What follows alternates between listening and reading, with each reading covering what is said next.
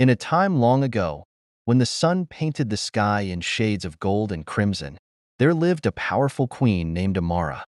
She ruled over a vast savanna where the winds whispered through the tall grass, and the great baobab trees stood as silent sentinels to the land.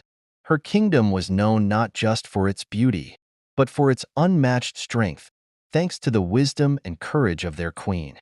Amara was not born into royalty.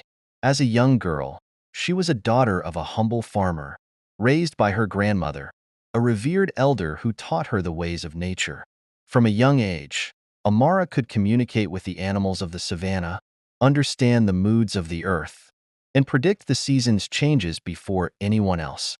Her grandmother, who had once been a revered healer and sage, saw a spark in her granddaughter, a spark of leadership that could one day change the world.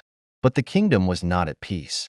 On the edges of the savanna, there were tribes and kingdoms that coveted the fertile land Amara's people protected. One day, a fierce invader from the north, King Kwaku, arrived with his army, determined to take the savanna by force. His warriors were known for their strength, and their war drums could be heard for miles. Queen Amara, though young, had already built a reputation for her bravery and wisdom. She called her people together and told them, "The savanna is our home, and we will not lose it. We fight not with weapons alone, but with the unity and respect for the land that have always kept us strong."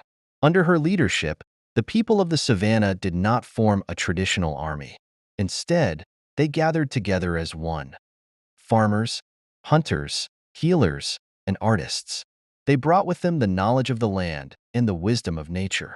The elders taught them to fight with the strength of the earth beneath their feet, and the warriors trained in the art of patience, knowing when to strike and when to retreat.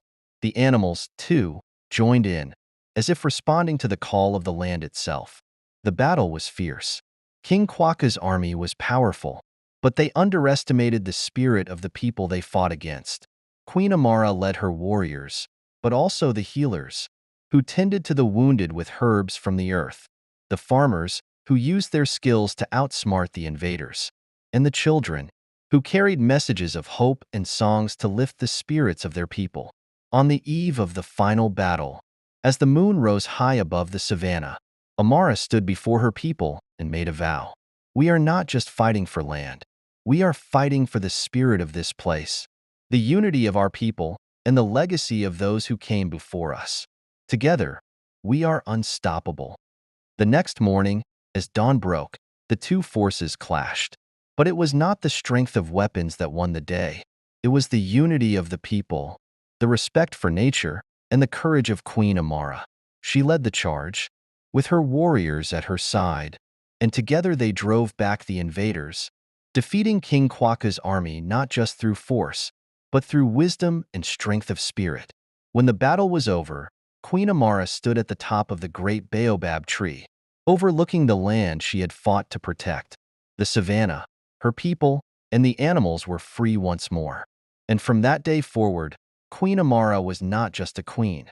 She became a legend, a symbol of unity, strength, and leadership for generations to come. Subscribe to my channel.